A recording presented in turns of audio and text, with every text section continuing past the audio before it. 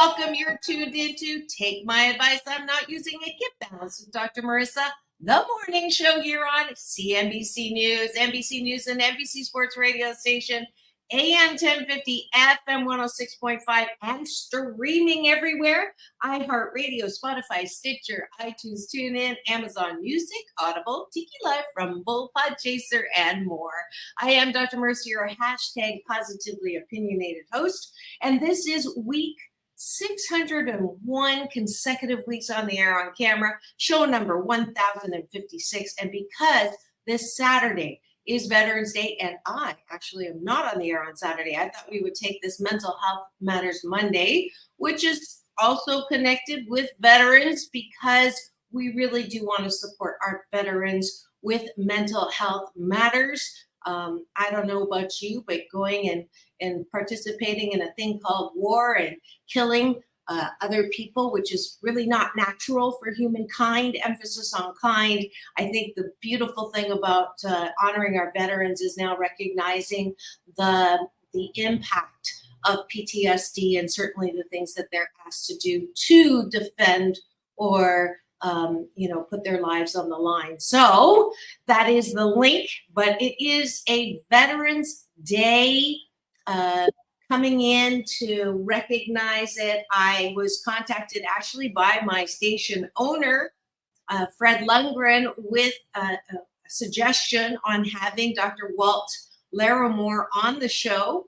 And he is a wonderful example of being able to speak to Veterans Day on an intimate level.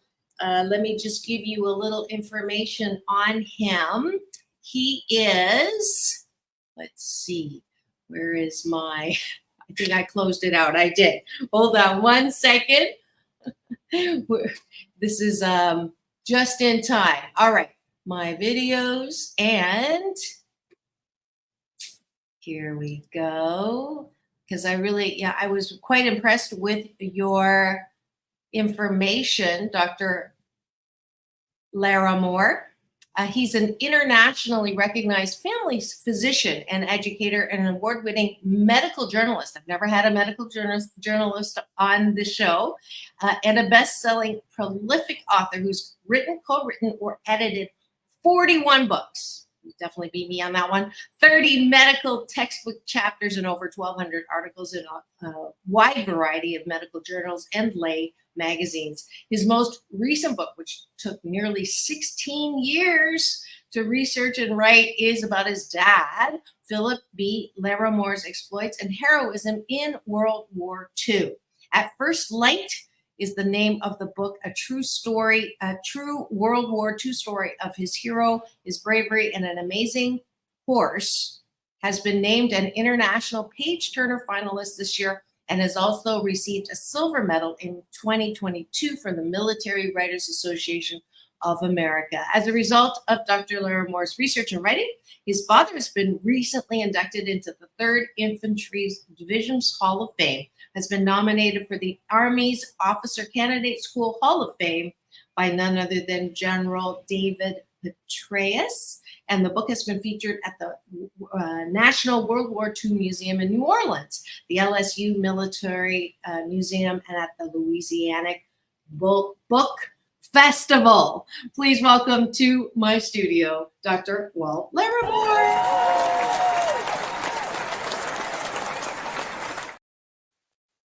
Welcome, welcome. Oh boy. Your sound is off. But we will get this. We will get this. All right. Here we go. He's gonna fix that. In the meantime, I do have my cashew gallery here, and it is Troy, who is tuning in. Oh, and now we get feedback. So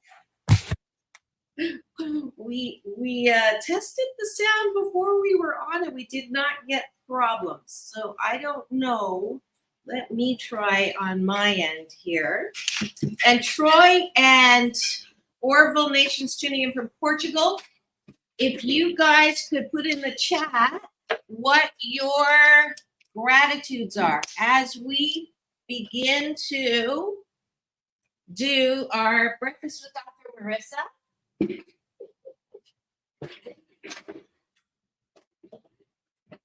And as we get Dr. Larimore situated.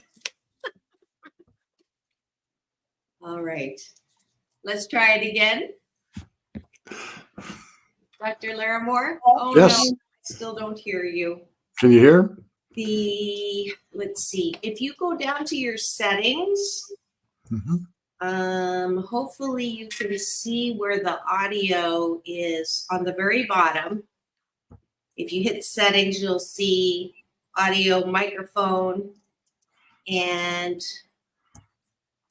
I would hand you over to Frank. Nope, let's test. There we go. Do you hear him now? Yeah, we can hear both. Awesome. All right, let's try that again. Welcome to my studio, Dr. Walt Larimore.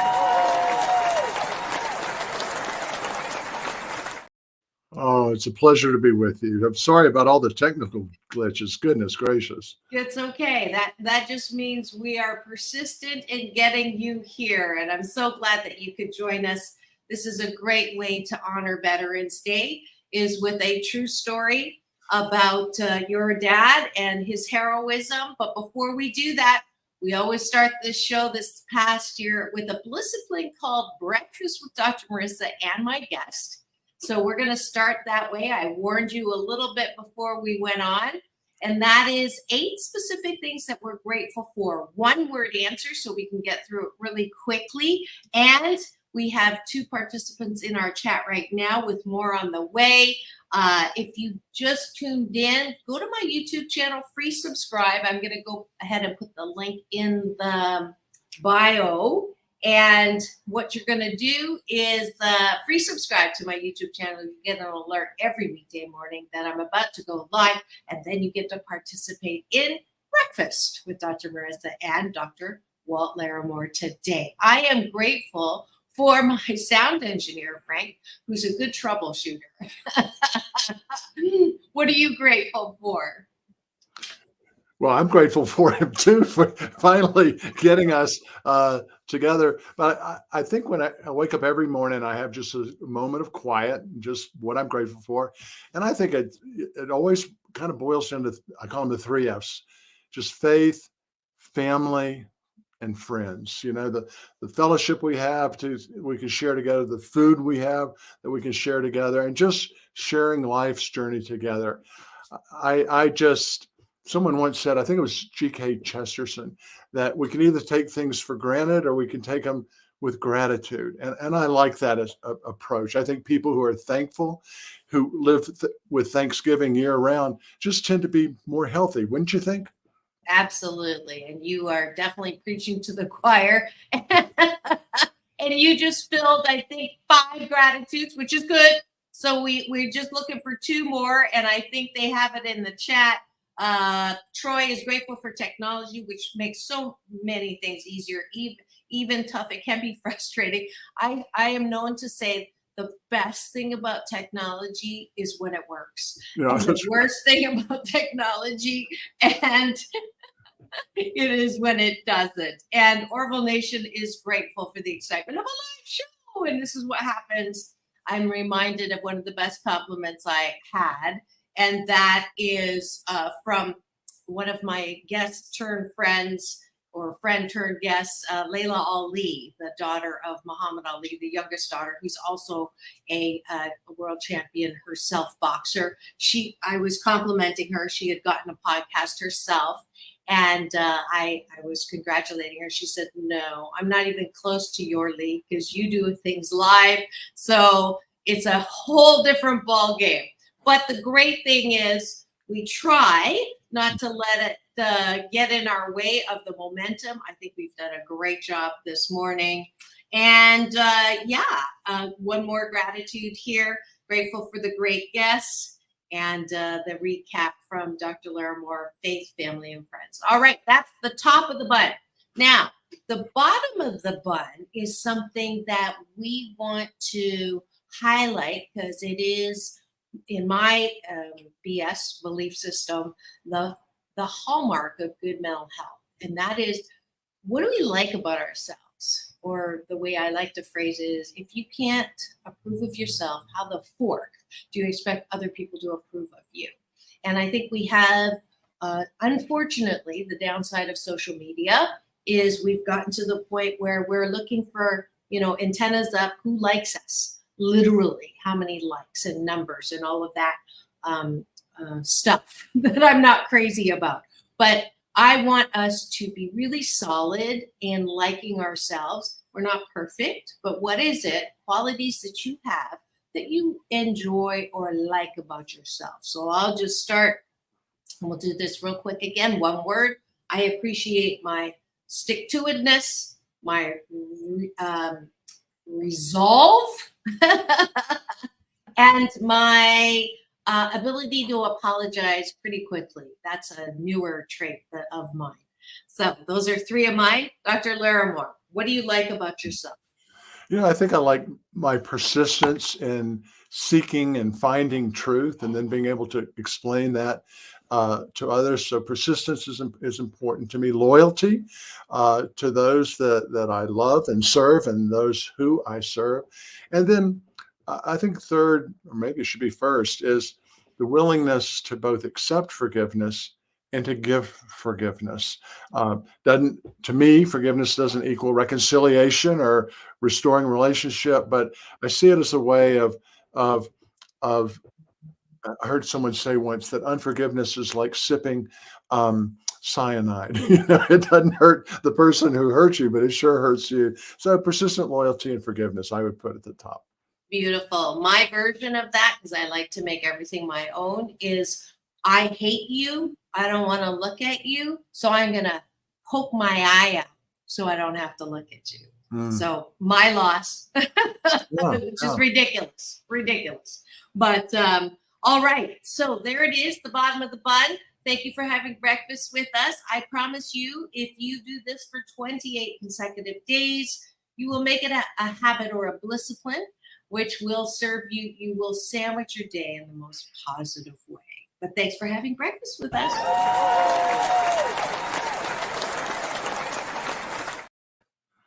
All righty. And now I would love to hear about Dr. Larimore's, when you were a kid, did you know this is what you would be doing? Did you want to be a doctor your whole life, or did you want to write that many books and articles? No, I remember as a kid, I enjoyed watching and learning about Jacques Cousteau and the Cousteau Institute. And so I always thought being a marine biologist would be the direction that I would take, and never thought about medicine. My mom was a nurse, and she would come home from her 3 to 11 shift, and she'd wake up my younger brother and I and talk about all the patients she had taken care of and the babies she had delivered as an obstetrical nurse, or the ER patients, but never thought I was able to do that. My wife of, in a couple of weeks, 50 years, Barb and I have known each other since we were 5 years old, and we've been married almost 50, but her dad was one of my second dads because we grew up together. And he always saw the possibility of being a physician. He really encouraged me. And so my move towards medicine was because of my father-in-law. And I'm deeply grateful for that. I've been seeing patients face to face for over 40 years, and everything from conception to cremation. As a family physician, we get to continuously take care of people throughout their life story. And it's just been a treasure to be able to do that. And then roughly 1990 began learning how to write and starting to write. And then that has blossomed through the years. So I've enjoyed being able to pursue both professions. Wow. I wish you were my doctor. I mean, I love my doctor. Sorry, Dr. Yang. But yeah, I can just tell. Don't you agree, Orville and Troy? He's definitely, I mean, you remind me of the character from Leave It to Beaver. I actually had Jerry Mathers on my show. Did you? But you do sound like you come from a different era, I have to say. A good one. Where are you located? Just so that I'm Yeah, sure so you're I started my medical career at Duke. My residency in family medicine, sports medicine was there, and then Barb and I moved out to the mountains of North Carolina into the Smoky Mountains. Practiced there for 5 years, rural practice, and then moved down to what was then a little town in Florida called Kissimmee. It's next to Disney World. Now it's a really big town, but was in practice there for 16 years, and the last half of that began my work as a medical journalist. America's Health Network began at Orlando at Universal Studios. And so I was the medical director for America's Health Network. And I did a show called Ask the Family Doctor. So part-time medical journalism, part-time being family doc. And then that network sold to Rupert Murdoch, and it became Fox Health for about 3 years. And then in 2000, it transitioned to Discovery Health. With that transition, Barb and I relocated to Colorado Springs. I did medical journalism, medical media, was a family doctor, and continued to write. And so we've been Coloradans now for 22 years. Wow. We're going to have Maria. Why don't you ping her? She's from Colorado. She's an often supporter in this, what I call my cashew gallery, not a peanut gallery. But yeah, that's great. Well, too far for me in California. that qualified that. But let's go to the topic of veterans. And before we focus on your dad, what would you say the best thing that we can do to support our veterans, just based on, I'm sure you've treated some veterans, I'm sure with all of your writing and being very up to speed in what's going on, what are some misperceptions and what are some recommendations that you can make for the layman, for the person who hasn't been conscripted or doesn't understand even the need for, for veteran support? And I think that the pendulum has swung a little bit too far. I'm all about peace. I'm not supportive of going to war, but at the same time, I don't want to throw the baby out with the bathwater and not recognize that that's my privilege to not want that, because we've had so many people do what they did. And I think that sometimes maybe we don't respect enough of those who didn't have a choice necessarily, or did it because they thought that was the only way to be to defend or be of service. Yeah, I see our freedom and our liberty really rests on the shoulders of those who have served our country in uniform. And so a couple of things that our family does is on Veterans Day and Memorial Day. Those are great days for family and friends to gather and have barbecues and celebrate. But in our family, we always try to have a time where we just sit together and tell military stories. It's maybe a military story we've read or we've heard of honoring those who've gone before us, upon whose shoulders we sit, if you would. And then number two, another discipline in our family is always finding people in active military who we can come alongside. So it may be a ministry, it may be a help. There are things that you can do in any community to help veterans. Maybe a veteran has been deployed and their family has been left behind. Maybe you're in a restaurant. Barb and I were just in a restaurant on Saturday evening, and right across from us was a soldier and looked like a spouse or significant other, and then two children. And to watch that soldier visiting with, laughing with his family. And so we just told our server, please don't point to us, but we would like to take care of their meal. And if you would just tell them that another couple was in the restaurant and wanted to thank him, in this case, him, for his service, and the wife and the children, or the significant other, for their sacrifice. And they got up to leave before we did. We kind of watched them out of the corner of our eye. And the woman actually began to cry. She looked around, and we tried not to look, but they were clearly touched and moved by that. And that's something we can do for all of our service members that we have a chance to serve. That's just some of the disciplines that we use in the Larimore family. Well, you definitely deserve, I love making my guests cry, but every once in a while, my guests will make me cry. So that story also touched me. So I'm giving you Dr. Marissa's Beneficial Presence on the Planet Award.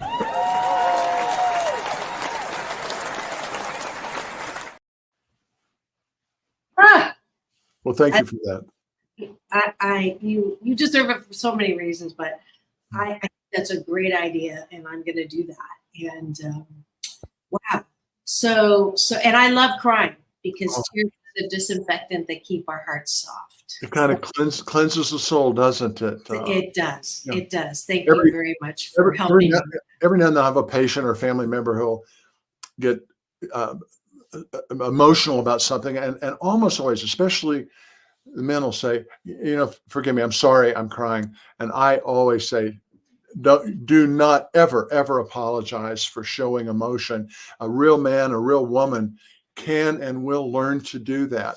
And it's interesting, the research showing how important it is for children that are growing up, or kids you're coaching, or kids in the neighborhood, for them to see transparency, vulnerability, honesty, and emotion, healthy emotion, modeled, actually helps our children be happier and healthier. And that's something you specialize in, Dr. Marissa, is that happiness and blessedness that we can have. Mm-hmm. Absolutely. And again, preaching to my choir, I think I'm going to have to look at making you a co-host at some point. But all right, so that was we do have one question here before we start talking about your book. Would you agree we are seeing some unorthodox behavioral epidemics regarding use of technology? Example, people crossing the street looking down at their phones. And I'm like, oh, Orville, so what's wrong with that? No, I'm kidding. I'm definitely guilty of that. But there's a great video of somebody doing that and walking off the end of a pier, But go ahead. Well, no, the ER physicians will tell you there's hardly a day goes by that they don't see what they call an electronic casualty of someone who was using their cell phone and walking and not paying attention to anyone else, either people coming towards them or driving towards them or whatever. One of the things that we exercise in our home with our children, with our grandchildren, with friends who come over, and with ourselves, is we say, the research on family mealtime, on getting together to share food and maybe tea with others, that is such a powerful health builder, relationship builder. So in our home, we have what we call an EFZ, an electronic free zone. Your devices are off. They're not at the table. They're not in the kitchen. They're off. They're away from you. And it's just heart to heart, soul to soul, mind, emotion, and will communicating with each other, looking at each other. That eye to eye communication is just so important if you want to be highly healthy. And I confess, and you probably do too, there's times that I don't necessarily follow that rule, but we sure try to. Yeah. Well, you saw the name of my show. Take my advice. I'm not using it. We actually have a practice to a group of friends when we go out to eat. Everybody puts their phone in the center of the table, if it's a lazy Susan, in the middle, and face up. And the first person who picks up the phone takes care of the meal. There you go. I like that. I was at a meeting recently where the speaker said, everyone be sure that your phones are turned off. By the way, if a phone goes off during this meeting, then that person pays the bar bill for all the attendees tonight. And wouldn't you know, 10 minutes later, 15 minutes later, somebody's phone went off and the whole crowd erupted in applause for that. But not another phone rang the rest of that meeting. That's hilarious. Great. We've got some comments in the cashew galleries. Electronic casualty. I got to remember that. And then a real man shows emotion. Those are the exact words my grandfather used with me in a situation like shaped my entire outlook on life and my role as a man. Thank you for that comment. Orville, Troy. That was Troy from Chicago. All right. So let's go to your dad. Now, he was a World War II veteran. He went to war in the infantry. That's as much as I know. So you go ahead and give us the details of that, and I'll do a quick station ID. If you've just tuned in and you're wondering what's going on in the studio today, this is Take My Advice on Not Using a Get Balance with Dr. Marissa, the morning show here on KCAA, AM 1050, FM 106.5, NBC News Radio, the station that leaves no listener behind, home to the Asian Oprah. And you can tune in and watch on my YouTube channel that houses all 1,056 shows. This is week 601 consecutive weeks on the air on camera. And I'm so grateful that y'all are still here and that you have proven that a show about that balances out all the bad news out there can survive. So thank you for that. And my very special guest today to honor Veterans Day is Dr. Walt Larimore, who is a family physician, married 50 years coming up, and someone who is intimately aware of what it means to be a veteran as he honors his dad. So was this your dad's idea, your idea? 16 years to write a book. That is dedication. But tell me what happened. It's been a lot of time and well worth it. But I grew up in an era where kids watched World War II movies and World War II, shows, and then would go out in their backyard or the woods and act out military scenes. And many of our fathers and some of our mothers had participated in World War II. And so the boys would kind of argue about who had the bravest dad or, whatever. And our dad never talked about his military exploits. We knew he fought in Europe. We knew that he lost his leg and almost his life about 1 month before the end of the war in Europe, but he wouldn't talk about it. We knew he must have been a hero because in his little office, he was a professor at Louisiana State University. We call that Harvard on the Bayou. But he in his tiny little office was a shadow box of a slew of medals and a bunch of Purple Hearts, for example, Distinguished Service Cross, 2 Silver Stars, 2 Bronze Stars, Medal of Italy, Medal of France. I mean, he clearly had done something. And there were a bunch of pictures that were autographed by generals, General Eisenhower and General Young and General McCarr and General O'Daniel. Said things like "to a fighting man" or "to one of the finest infantry officers in World War II." So we knew he had done something, but he just wouldn't talk about it. We'd ask him, "How'd you lose your leg?" And one time he said, "Well, I was swimming in the ocean and a shark bit it off." And then another time he said, "Well, I'm a pretty good shot. I was cleaning a pistol and a fly landed on my knee and I was going to shoot the fly off and I missed." But finally, we got to Mom and Dad's 50th wedding anniversary, and all my 4 brothers and I were together. And my youngest brother said, "Dad, how did you really lose your leg?" And that night, for the first time in his life, he began to unpack story after story after story.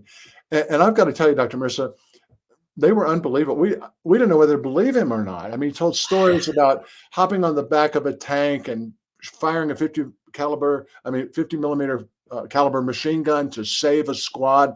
Talked about being on a secret mission to save the Lipizans. Talked about being the youngest Army officer in World War II.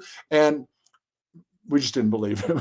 But then he told those same stories consistently to his students that he taught at college, the colleagues he worked with at LSU. He was a scoutmaster most of his life and had coached hundreds of young men. He told them the same stories, and I began to wonder if they were real.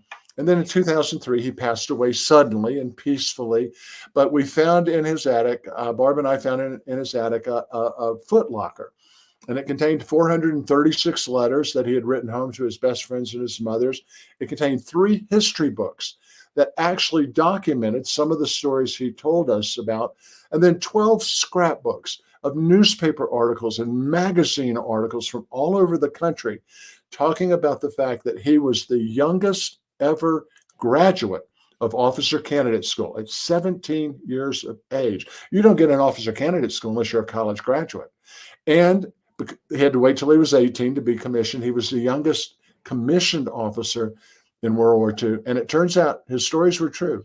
He did do a top secret mission, and he was one of the most decorated frontline officers in World War II. But it took 15 years to put that story together, Dr. Marissa. Wow, wow, wow, wow. That's incredible. I hope you get movie rights on this one.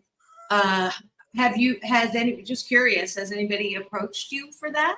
Yeah, I'm actually in discussions with 2 different production companies right now. It's an epic story. It has kind of 4 stories put together. First of all, obviously, the military story of the Southern Front in Europe, the Forgotten Front. When I interview people, and I'll say, what's D-Day? And people always talk about Normandy as the D-Day. Almost no one I've talked to realizes that the guys on the Southern Front had 5 D-Days. Northern Front had the Battle of the Bulge and the Hurtgen Forest. No one's heard about the Colmar battle in midwinter, the coldest winter in the history of Europe. Arguably much worse than the Battle of the Bulge or the Vosges Forest. So people have forgotten about that Southern Front. And so this is a story that's designed not just to lift up one officer, my dad, but to lift up all the men and women who have fought on that forgotten front. Their suffering, their sacrifice, and their success has been forgotten. And I want him to be forgotten no more. Wow. And it's a story of romance won, romance lost. He came back from the war an amputee, and he learned very quickly that although young ladies loved men in a uniform with medals, they didn't cotton to amputees. And the Army had a policy, Dr. Marissa, that if you were an officer and you were an amputee, once you're rehabilitated, you were tossed out of the Army. You were not considered an officer and gentleman. You were not considered fully human. And he decided he would fight that policy. He called it inane, inhumane, and insane. And he fought that with the help of General Eisenhower, with the help of President Truman. And it's a book that's chock full of horse stories. He was a national class equestrian, and he did indeed do his top secret mission to save the Lipizans. But the horse stories, I had one reviewer recently say, this book's a combination of War Horse and Band of Brothers. And I was so grateful for that connection. So most of the reviewers, there's over 500 reviews online about this book. Most of the reviewers are women, not men, which is unusual for a military book. So anyway, 15 years of visiting Army sites, museums, archives in 15 different states in this country and 3 European countries, finally came out in this book, At First Light. Wow. I'm looking for the cover right now to show people, but I want to read it. I get so many books because of what I do, and I'm usually telling, please don't send it. I'll do an abridged version, but this sounds like, I mean, just the fact that your dad, it's not coming up. Is it on Amazon? Oh yeah, it's all of the electronic bookstores Okay. have it. Any independent bookstore can get it for you. Barnes and Nobles can get it for you if they don't have it at your Okay, there it local is. Barnes and Noble. And it's available in hardcover as we speak. Amazon has it on sale for almost 40% off. You can also get a CD version of it. You can also get the Kindle book if you would. I was so grateful that the narrator who narrates all of Stephen King's books and Vince Flynn's books asked for the privilege of narrating this book. Now it's a long book. It's 468 pages. The narration is 14 hours, so it's a long book on audio. But the chapters go very quickly. I wrote them so be very short, very snappy, very quick. And I think that was recognized when it became a finalist in the International Page Turner Awards, because it is a page turner. The publisher that ended up publishing it, when he first looked at the manuscript, he said, it's a 125,000 word book. He said, I won't publish a book more than 90,000, so we're going to have to cut it. But let me take a look at it. And when he called back about a month later, he said, I'm not cutting a single word. This Wow. just reads too fast, too quickly.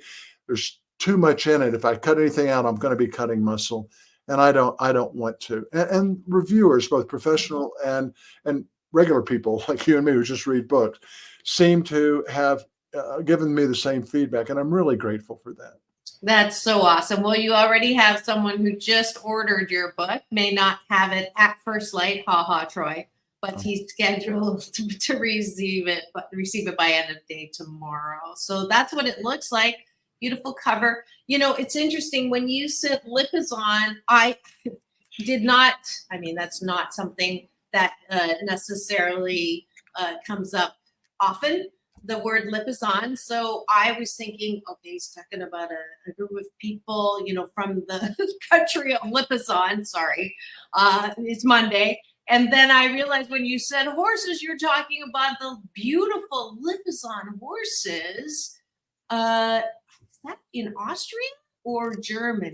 No, they're the Spanish riding school that's been around for over 500 years. Is in Vienna, Austria. When Barb and I studied in Europe, we actually went and saw them. I didn't know my dad had been involved with them. But towards the end of the war, the Americans found out that Hitler, he had this delusion about the perfect race, the Aryan people, if you would. And he wanted to have, for the perfect race, the perfect horse. So in the mid-1930s, he began to have Nazi vets gather together, basically steal all of the royal breeds of horses across Europe and Northern Africa. So the Andalusians, the Frisians, the quarter horses, the thoroughbreds, the Lipizans, the Berbers were all gathered at horse farms so that they could be bred, unethically bred, but bred. Over time, he decided that the Lipizans, these white dancing horses, would be the perfect horse. And they were all gathered, the world's population of them was gathered at a horse farm in Czechoslovakia. And at the end of the war, because of the Yalta Agreement, the Russians had been given the job of liberating Czechoslovakia. And they were coming in from the east. But the Russian army had been so starved, and the Russian people had been so starved, that anything that the Russian army could kill, skin, and cook, they did. And the Russian army, a unit of the Russian army, came across a trailer. The stories are different. Either 20 or 22 of these Lipizan stallions that were being evacuated. The Russians captured them. They killed all but one of those Lipizans. And sure enough, they cooked them and ate them. And so that put the Nazi vets, who were vets more than they were Nazis, in alarm. And they sent a message to the Americans, and they said, is there any way you can save these Lipizans? And Dad, being an equestrian, was asked if he would volunteer to go into Czechoslovakia on a secret mission. He would be flown in a little Piper Cub plane. He could not know the name of the pilot. The pilot could not know his name. They could have no identification, no dog tags. And if they were caught, they would be considered AWOL. They would be disavowed. And if they were killed, they would be disavowed and considered AWOL. And Dad volunteered to go in, flew in 200 miles in a plane that only had enough fuel for 180 miles, but they made it in, landed in a forest, and the Czechoslovakian resistance was there to meet them. And a Nazi vet came out riding a Lipizan stallion. The vet had no idea if the officer coming in could ride or not. So he just brought along a thoroughbred horse. It would have been a championship thoroughbred. And they rode to the farm. Dad identified the Lipizans and the other breeds. They did a brief count of them. And Dad also found out what the armies did not know at that time, that British and American POWs were being housed there. So they filled up the plane, took off, notified the U.S. Army of the Lipizans being there, and then General Patton authorized a secret mission, actually an illegal mission, sending in a cavalry unit to walk those Lipizans out of Czechoslovakia and save the breed that likely would have been massacred by the Russian army. Good Lord Almighty. And that's just 2 chapters of that book. I will tell you a little secret. I can't tell the whole thing because it would destroy the end of the book. But after Dad, he lost his leg 3 days after that. The secret mission was April 5th, 1945. The end of the war was May 8th. He lost his leg on April 8th. So 3 days later is when he lost his leg. But after rehabilitation, General Eisenhower had him moved to Washington so he could fight that policy of Army officers being, thrown away. Rejected from the Army. But when he arrived at Fort Myer, his commanding general, who had been his commander in Europe, took him and his best friend to the caisson horse farm. The caisson horses are the ones that pull the caisson that carries the remains, the coffin of our heroes into Arlington Cemetery to be buried. And so Dad was part of that caisson platoon, but he went to the horse farm, and when they got there, he noticed this unusually shaped thoroughbred, and it looked like the horse that he had ridden in Europe, in Czechoslovakia. And indeed it was. General Patton had that horse shipped back to America for Dad as a gift, a horse named Chug. And I won't tell you what happened at the end of the story, but it's a beautiful story of war horses, not just the actual horses, but the men and women who were war horses in fighting a fanatical German army. Mm. Well, you're getting a lot of love in my Cashew gallery, and I definitely it's rare that I'm speechless. So I'm going to let the chat do the talking. Oh. I'm going to cry again. And I'm not crying because I'm sad. I'm crying because I just love my life. And I get, how lucky am I to find people like you and how lucky were you to have a dad who kept all this stuff? And how lucky are we all as humankind to have great examples of what you can do with your life? Oh. And how much we just don't know, right? I had this dream many, many years ago of all these, a solution. I was going to pitch it to Oprah, of all these people who were, dying or just wasting away in senior homes, and all these unemployed people who could be trained to go and capture stories of the people who were alone. And it's just like, thank God that you were, a good investigator on that, and that it's like nothing happens by accident, and the fact that you've written all this stuff and you happen to be the son of someone with all this wealth of beautiful truth about what's possible in life. I'm just like overwhelmed. And Dr. Marissa, we should be. There were 2 million American men and women who fought just in Europe. There were 16 million American men and women who suffered and sacrificed to not only save our country, but these were men and women who didn't see themselves as conquerors. They saw themselves as liberators. They wanted to go in and liberate towns that were suffering under an evil Nazi regime.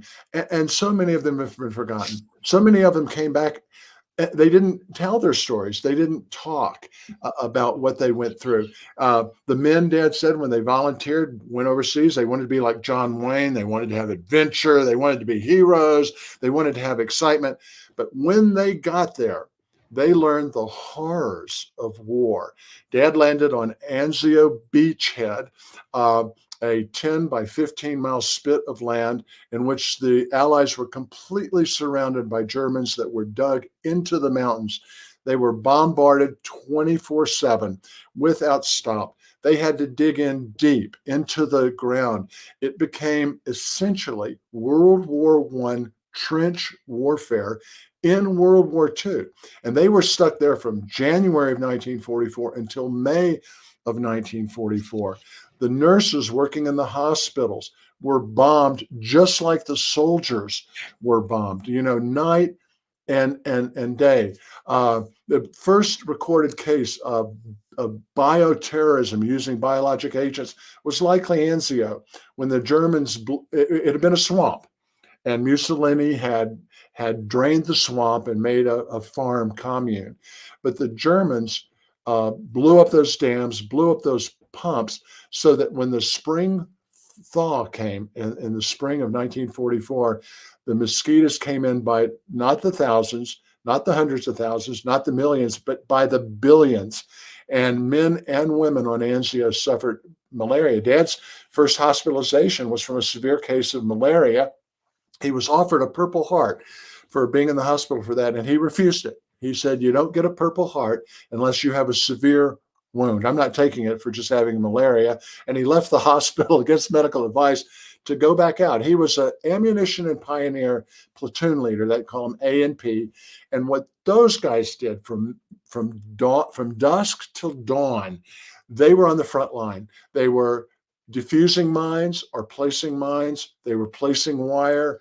They were cutting wire.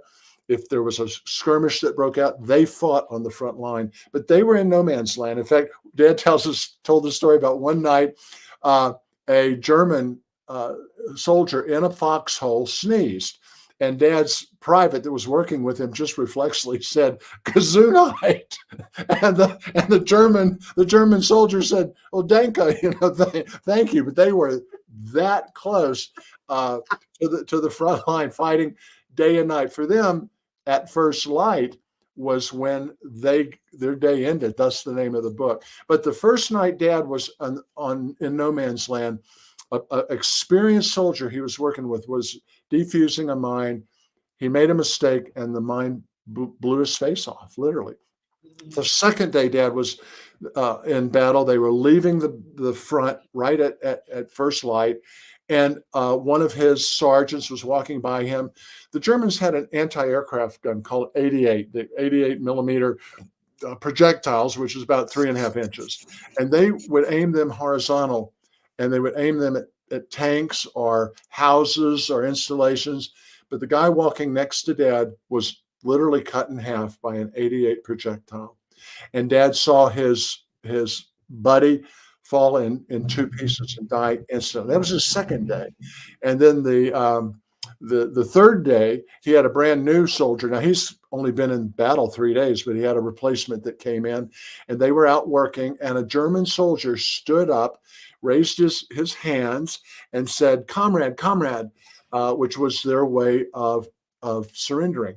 But what the new soldier didn't know, and Dad knew by this time, was it was very frequent that the German soldiers would fake a surrender. They would stand up and say, "Comrade, comrade." And if an ally or an American soldier stood up to take them as a POW, snipers would shoot their heads off.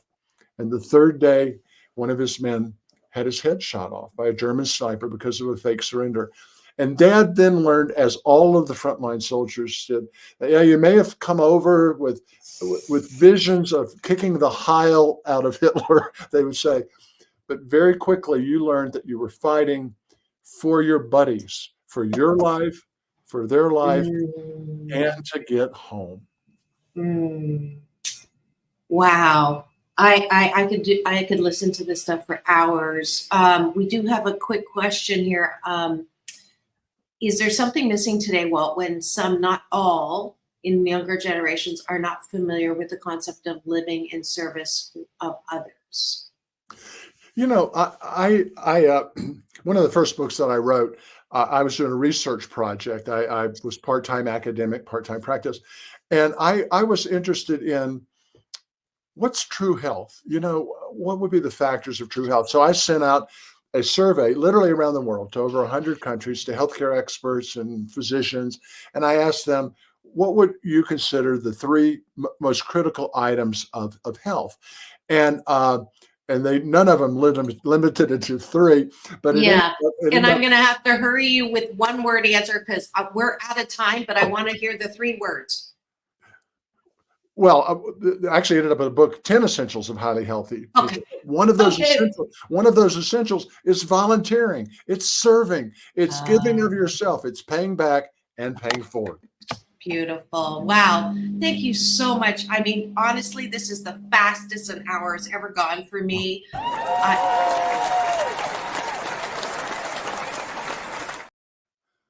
Everybody go get his book, At First Light. I didn't even have time to find out how he actually had his leg taken, but I'll have to read it. But thank you, thank you, thank you. Dr. Larimore, I'm definitely going to have to figure out how to get you back.